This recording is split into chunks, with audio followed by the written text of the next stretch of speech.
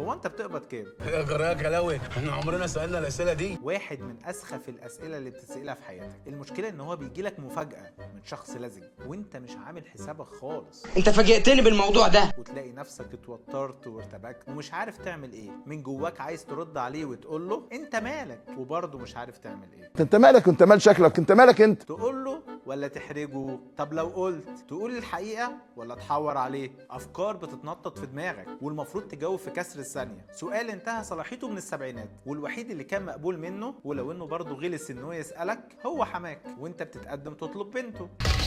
نزل ايدك، انت مش عارف تتكلم ايه؟ حقيقي سؤال رخم جدا. طب ليه بقى بنتضايق وبنتوتر من السؤال ده؟ الحقيقه هو في اكتر من سبب، اولهم واهمهم الحسد، وخاصه بقى لو شغال بره مصر ومع فرق العمله الكبير بتلاقي الاله الحاسبه شغاله 5 واللي قدامك مش فاهم انك ممشي نفسك بالعافيه بعد ما بتسدد الاقساط اللي عليك. تاني حاجه الخصوصيه، يعني فعلا الموضوع شخصي، والمسائل الماليه دي محرج جدا الكلام فيها. اللي بيندرج تحتها اشتريت ده بكام، بعته بكام، اجرته بكام. نصيحه خليك في حالك. تالت حاجه مراعاه احساس اللي قدامك، لان ممكن مرتبه صغير ومش عايز تقل في نظره وتقارنه بحد تاني، واسباب تانيه كتير. طب اعمل ايه لما تسال السؤال ده؟ لو الشخص اللي ساله يهمك مشاعره، قول له الاجابه النموذجيه وهو مرتبي كويس والحمد لله مكفيني، وغير الموضوع على طول. اما بقى لو حد مش همك مشاعره، قول له دي حاجه شخصيه ما ينفعش نتكلم فيها، مش شغلتك انت خالص، مش حددتك انت خالص. المهم في الموضوع ان الناس لسه بتسال السؤال ده. بعد اذنكم جميعا بلاش تسالوه، لانكم فعلا بتضايقوا الشخص اللي قدامكم لو السؤال ده اتكرر هفجر ده في دماغك وبتعرضوا نفسكم لرد محرج. مش هتقدروا تلوموا اللي قدامكم عليه، لان المشكله في سؤالكم من الاساس. فياريت كل واحد يخليه في نفسه،